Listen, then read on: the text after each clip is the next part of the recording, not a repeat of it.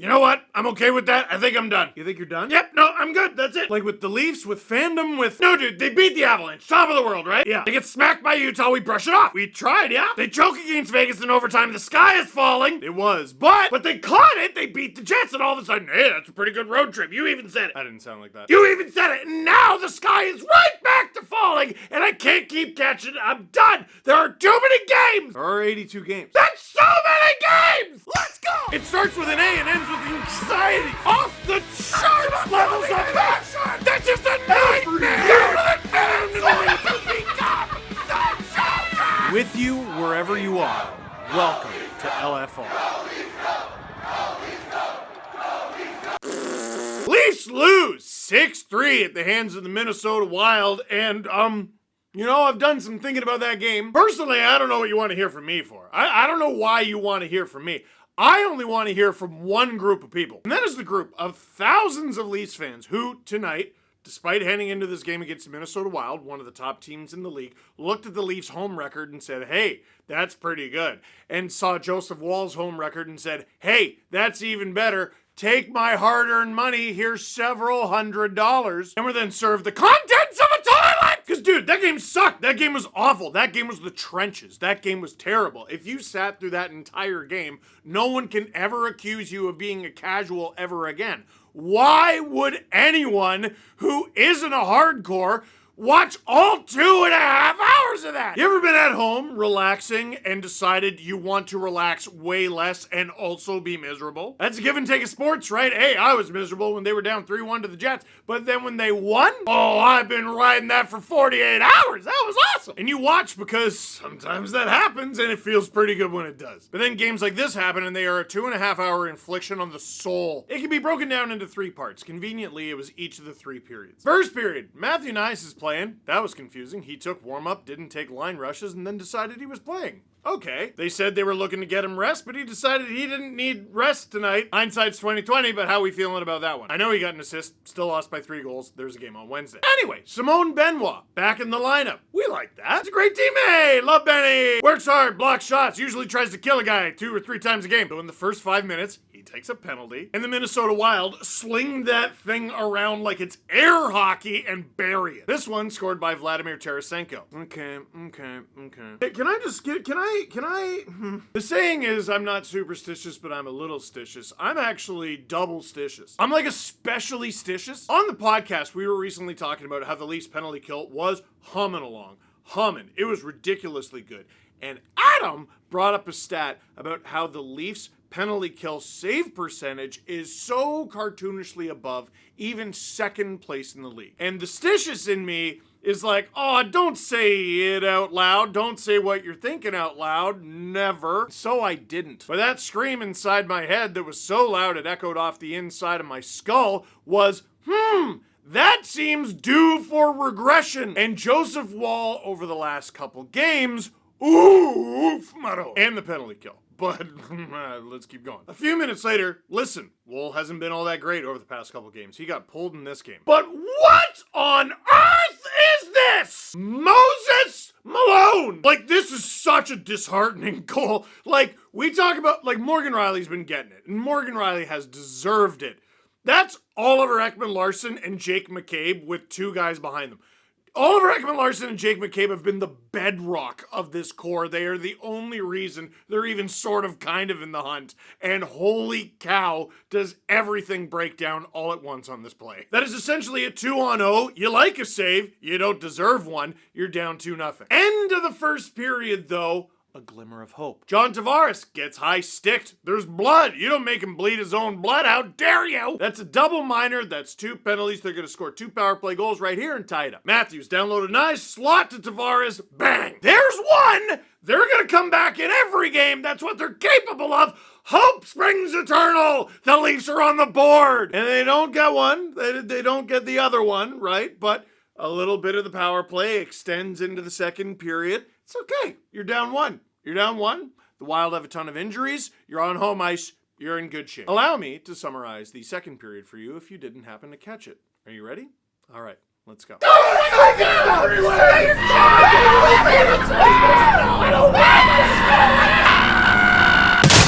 Listen, Straight up, the Minnesota Wild are one of the best teams in the NHL, and they have been basically all season long. And then they got Quinn Hughes. They're a really good team. The Leafs made them look unbeatable. For a team that's getting praised for how much tougher they're playing, they get beat net front a lot and allow a lot of tips. Morgan Rielly manages to push Marcus Foligno a decent distance away from the net, but the stick is still free and he tips in the Faber shot. It's a goal, 3-1. Boy, you'd like a save on that floater. Fourth goal, you wonder if it's possible to bench an entire team. They kind of did it to themselves, actually, which is why there was no one on the ice in the first place. Tarasenko gets a breakaway, and it's a breakaway, and you shouldn't allow those, but you're allowed to stop them. Of course they don't. That goes in. And that might be night-night. Might be night-night. But there's so much time left. You hold on to hope. Easton Cowan, yet another offensive zone penalty. Marcus Foligno, who had 3 goals on the season heading into this game, gets another one less than a minute to go in the period.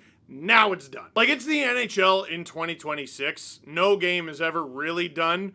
But you're probably not winning this game. So I told you this was a game in 3 acts. There was the first period, which was bad, but there's a chance of redemption. There's the second period, irredeemable, actually. And then there's the third period, which is like, hey, they're alive. Cowan does pick up an assist on this one that some people didn't think was going to end up counting. By some people, I mean, that is my middle name, Steve Some People Dangle. The Leafs crash the net because you go to the nets when you need a goal.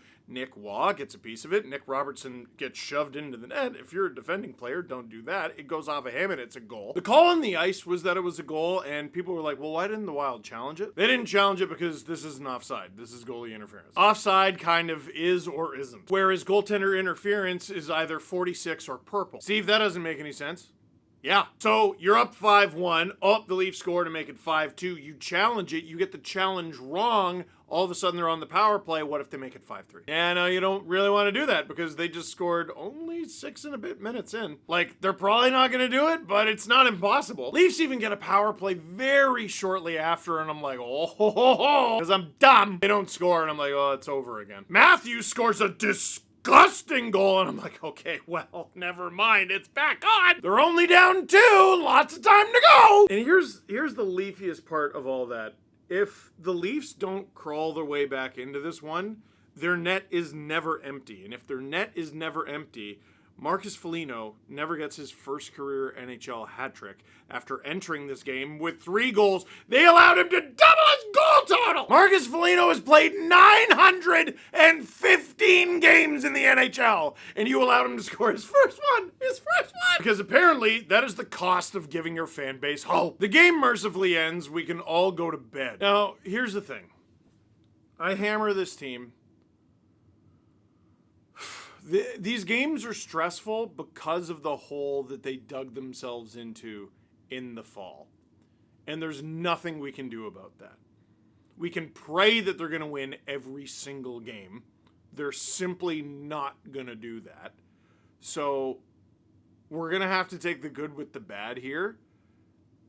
And at the end of the day, they got to win more than they lose.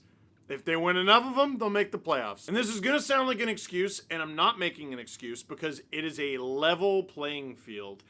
Everyone in the NHL is up against it, but I just want to illustrate this. This is the 19th day of January. The Leafs have played 10 games. They won 4 out of the first 5. Then they did a road trip. There was Colorado, then Utah the next night. Day off Vegas, day off Winnipeg, day off home. And yes, you're home, and this is a home stand, but you have had no actual extra time to recover from that road trip. Let's assume they left Winnipeg that night.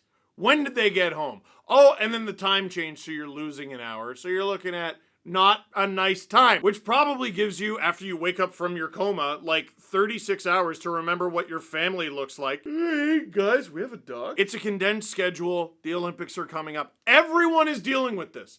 Everyone is dealing with the same thing. But contextually, in this 1 week, I'm like, okay, I can see why they might be a little bit sleepy. It was a road trip of 4 games in 6 days, and they've played 5 games in 8. They were at home for this one, and they're at home for the next 4 after it. All you can hope is that over the course of this homestand, where they play pretty much exclusively good and hot teams, Detroit, really good season. Vegas again, Marner, Oh goodness, you have an afternoon game against the Avalanche on Sunday, and then Buffalo, who's been one of the hottest teams in the NHL. And if you happen to recover at the end of that, which is game, day off, game, day off, game, day off, if you happen to recover at the end of that, guess what? You're going back out west again. Which ends, by the way, with a back-to-back in Calgary. Less than 24 hours later, you go to Edmonton and play them on like 19 hours rest. And then mercifully, it's the Olympic break. Listen, again, everyone's up against it. Everyone is up against it. You got to bank as many points as you possibly can. Once the Olympic break is over, though, you're either made of tough enough stuff or you're going to have a real long, not fun off season. The reason I say it's an explanation and not an excuse is I'm not saying, well, this is the only reason that they're losing and they're actually really good. It's an explanation because I'm like, well, geez, they're human beings made of flesh and blood. To me, it would be an excuse if I was like, this isn't fair. Oh, it's fair. It's very fair. Everyone is going through it. It's an Olympic year. They didn't start the season early enough. Definitely not. I don't think players are going to be happy at the end of the season. When they're asked for feedback, that's one of the things they're going to say.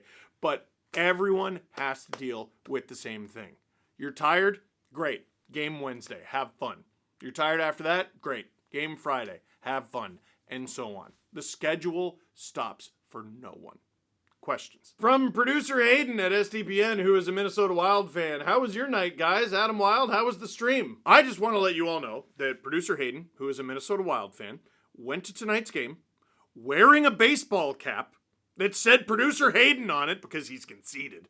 And then when Marcus Foligno scored his hat trick, did not throw it! Minnesota Wild fans, do your thing. Kick him out of the guild or whatever it is you have. This is 2 in a row for Waller allowing 5 or more. Think they should give Hildeby the runway until Stolarz comes back? Man, here's the thing. Like, Hildeby's been kind of drooping too a little bit. He wasn't bad in the Winnipeg game, but like there were a few games he looked unbeatable and others where you go, oh. I'd still give Hildeby the Wednesday game and Wool can play the Friday game. And Vegas tuned him last time. Hopefully there's a rebound there. Like, maybe you can give him something to look forward to. Like, hey, you've had a bad last couple games. Here's your chance at redemption. Like, what are the odds you would have a chance to play Vegas twice within like a week? Well, here's your shot. Bull's not used to playing a ton of games. Hildeby's not used to playing a ton of games. Guess what?